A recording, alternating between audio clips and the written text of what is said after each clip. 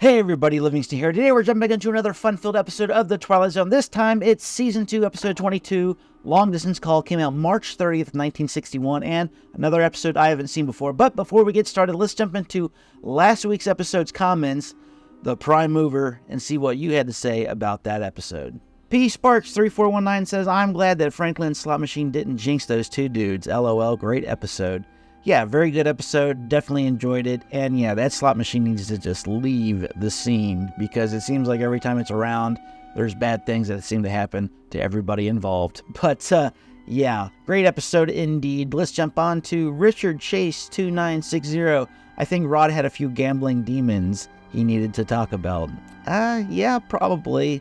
There's always issues when you go through life, it seems. I mean, once you hit certain times or whatever, or certain bouts of depression, you seem to want to sink into certain things like gambling or drinking or smoking or all the above. But yeah, it's a sad thing, and it can definitely be a monkey on someone's back that is hard to get off once it's on there. Creates for good storytelling, though. Michael Stallings 5824 says Buddy Ebsen was the sidekick in the Disney movies Davy Crockett. Well, yeah, actually, yeah, I do kind of remember that. It's been a long time since I've actually sat down and watched Davy Crockett, but every time I think of him, I always think of the Beverly Hillbillies. He was the father. Can't remember the name of the actual character he played, but he was the main guy in the Beverly Hillbillies as well. But yeah, thanks for reminding me about him being in Davy Crockett. Robert Jewell 9727 says, probably my favorite episode is coming up soon called Shadow Play. Looking forward to you watching it. Yeah, I'm looking forward to basically anything Twilight Zone related. I'm definitely looking forward to jumping into. So if it's an awesome episode, I hope it ends up in my top 5. It would be great if it's something along those lines. I still think Season 1 is the better season out of these two seasons so far. Let me know, comment below what you think is the better season out of the two seasons thus far. And if you've seen all the seasons, let me know what your favorite season is out of all the Twilight Zone seasons. Stan Swan says, that is film, not videotape. Yeah, I don't remember it saying that the last episode was videotape, but I do remember mentioning that the episode before the last one was on videotape, which was called Static. That was definitely filmed on videotape. And Long Distance Call, I remember seeing like a still of it when I was looking at this episode, about to watch it. And this one looks like it's possibly videotape as well. Usually the trivia at the very end lets us know. B. Christopher Gordon 9562 says, check out The Arrival. And then someone says below, a good movie. And then they reply back, it's a Twilight Zone episode. I will definitely be checking it out since I'm going in order, so I'm not sure exactly where it falls in line with the rest of them. But so far out of Season 2, I'm not seeing it in Season 2, but let me see where it is exactly so I can know for sure. The Arrival. The Arrival is Season 3, Episode 2, so still got a little ways to go, but it's not too far away. I'm going to say within the next few months I will be at that episode. So looking forward to that one, of course. And then we have Duncan says, why are you mocking this sad fool? I don't remember mocking anybody. I mean, if I did, it was out of all fun. But that's what this channel is. It's all about fun and just watching good stuff. Sometimes bad, but, you know, that's just the way it is sometimes. But anyway, let's jump into this episode and see what we're getting into. The Twilight Zone.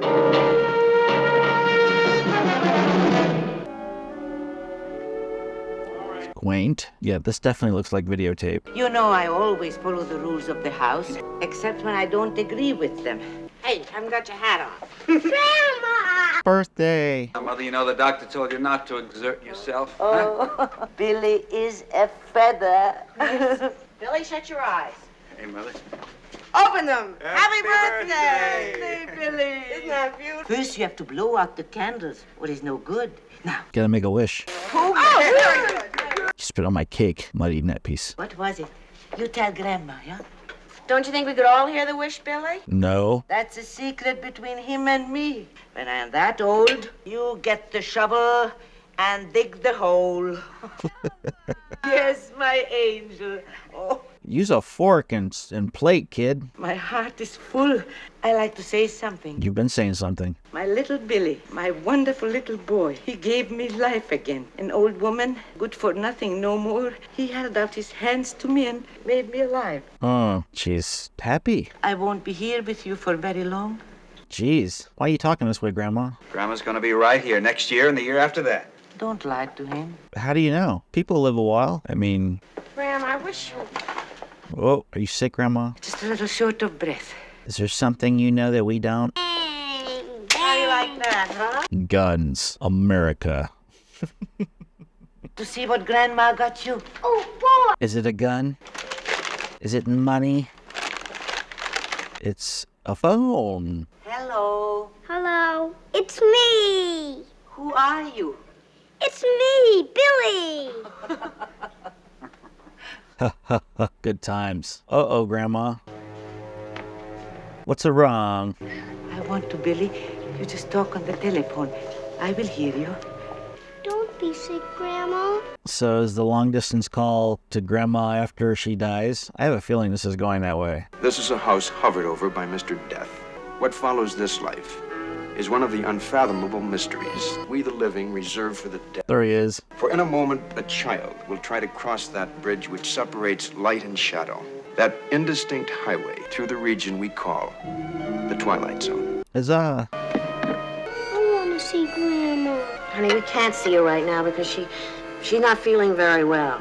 She isn't in any pain. Can we see her? I don't think she'd even recognize you. Oh, we'd recognize her. All right, Chris. Okay. But your grandmother's sick. I want to see her now. Don't do that. Come on now. Stop whining. Just for a minute. Grandmama? If your grandmother acts kind of strange, remember it's just because of all the medicine. Grandma's loopy. The family would like to see her now. Grandma, you good? I'll hit the hay. Grandma. Are you sick, Grandma? Not no more. Then why don't you get up? I don't feel good. Who are you? I'm your son. No, my son was taken away from me by a woman. Who? This is my son now, Billy. My son. Billy's your son? No, he's your grandson. What's the matter, Grandma? I wish you could go with Grandma, Billy. Where? Away. Afterlife. Together, the two of us. You and me, Billy. No one else. Just you and me. Uh-oh, she's fading. Grandma!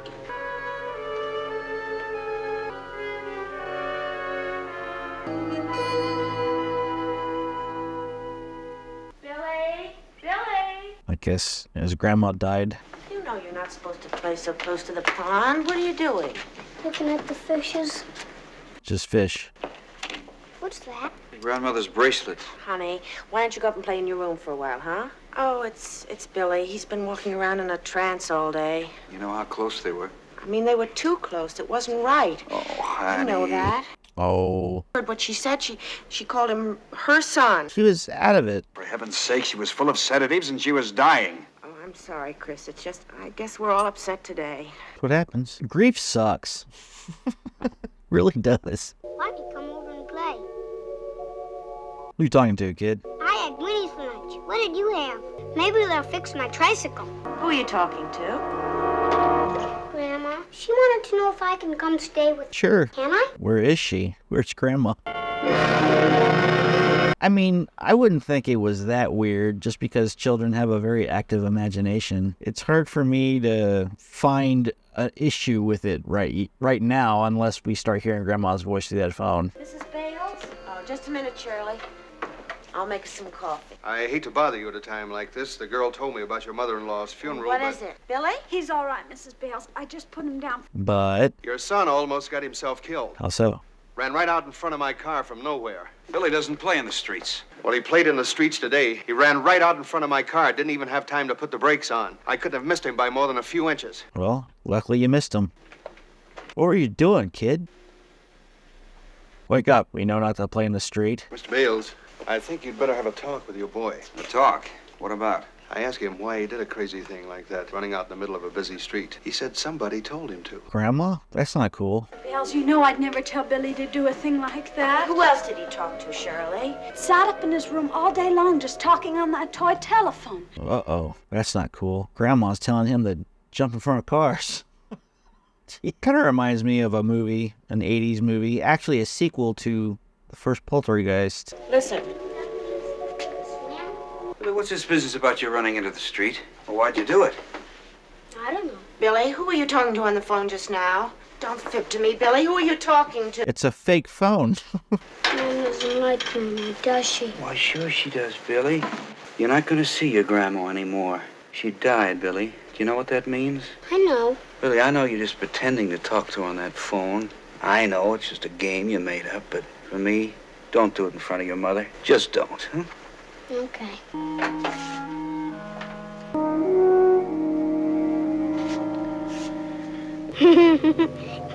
Makes you wonder how this is going to end. I mean, is it going to end tragically with the boy, like, actually going through with jumping in front of a vehicle and not making it to the other side? My funerals stink. I wanted to remember her the way she was, and I'll always think of her that way. Yeah, kind of like a flash memory moment when you go to funerals. Those images seem to stick in your brain. Except for Billy. But Billy was me again. Chance to go back, to pretend all those other years never happened. I know it wasn't right or fair to you, Sil, but believe me, no matter what she did it out of love. Love for whom? The boy. Oh, you're trembling. Let's go to bed. Hooray for Peter Pan. That's a good story, Grandma.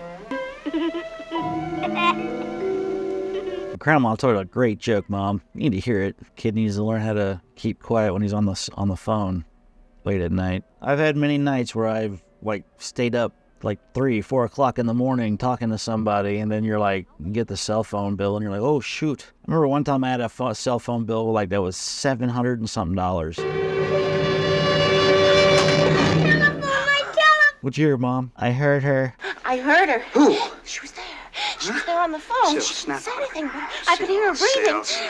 Billy? Where'd you go, Billy? Don't run away. Billy? Billy? Don't run into traffic again.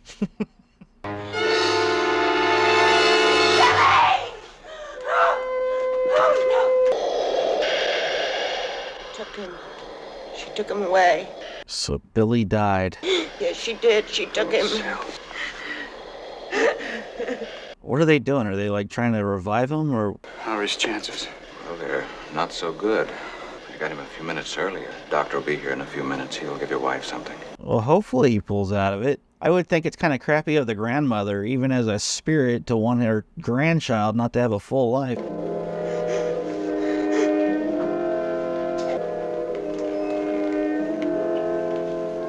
You gonna try getting a hold of Mom? Mother?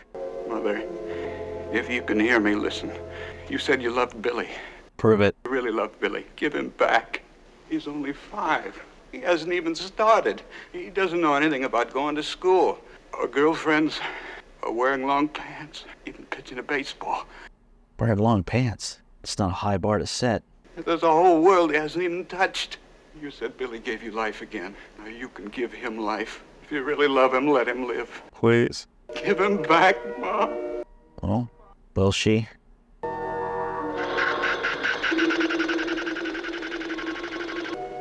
Yeah. Miss Bales, I don't know how we did it, but he's going to be all right. Hooray! Oh, Chris. It's gonna be okay. To send a facet of light into a dark afterreach, to be believed or disbelieved, depending on your frame of reference. But all of it very much a part of the Twilight Zone. Long Distance Call, interesting episode. I'm not going to say it's going to rank very high in this season. I enjoyed the episode. I kind of knew what was going to happen in the end. You kind of see it coming. But yeah, very strange that the grandmother would be that selfish to tell her little boy, her grandson, to run out the traffic, and almost getting her way with bringing him into the afterlife by making him jump into a koi pond, I guess, and trying to drown himself, which he came real close to going over to the other side, but luckily grandmother let go. Or that's what we're led to believe, but I mean, it is the Twilight Zone. I'm pretty sure that was her talking to him on that phone and trying to get her way to have somebody be with her in the afterlife, but luckily she realized the errors of her ways and decided to let him go to live a full life, hopefully. But yeah, I mean, it was an okay episode. Kind of reminded me of Poltergeist 2 in a way, because the little girl in that movie was talking to grandmother through her toy phone, but the grandmother in that one wasn't telling her young granddaughter to jump out in the traffic or anything. But interesting episode. Let me know, comment below what you think about it, and I will get to those comments in next week's episode. But let's jump into some trivia and see what it took to get this episode off the ground. The original script called for 6-year-old Bill Mummy's character to be found floating face down in the decorative pond behind the house. However, the child actor's mother refused to allow her son to participate in a drowning scene. Director James Sheldon modified the shot to show only the father reaching into the pond to pull Billy out. Carefully filmed to exclude having to show the boy, says Mummy, "I wanted to do it. I was a very good swimmer, but Mom was terrified I'd get some weird ideas about suicide if I did." That's a little reproductive. This is the first of 3 appearances by Bill Mummy in the original series, followed by It's a Good Life, 1961, and In Praise of Pip, 1963. He also appeared in It's Still a Good Life, 2003. Wow, so they have a continuation of that episode in the 2003 version of Twilight. That's going to be something to look forward to, I guess. Hopefully I still remember. The last of 6 episodes of The Twilight Zone to be videotaped. I was always really decent to actually pull off to know where the videotape episodes are and where they weren't. It's just very noticeable to me to tell the differences. This is the first episode that Rod Serling did not write or produce. As such, he received only a created by credit. The end credits have a slightly longer version of the theme music. According to the production slate included on the Blu-ray release, filming started on December 14th, 1960. And I kept trying to figure out who Bill Mummy was. He's Will Robinson from Lost in Space. He did 84 episodes of the original series in 1965. He was also in Babylon 5, and he played in The Twilight Zone in 2003, and he was also in Double Trouble, which is a 92 movie with, I think they're twins. I don't know. But anyways, that's interesting that we had Will Robinson. I knew I seen him somewhere, but couldn't pinpoint it until I looked it up. But anyways, that's it for this episode. Don't forget to comment, like, and share, and subscribe to continue on this voyage to episode 165 of The Twilight Zone. And until next time, see you later.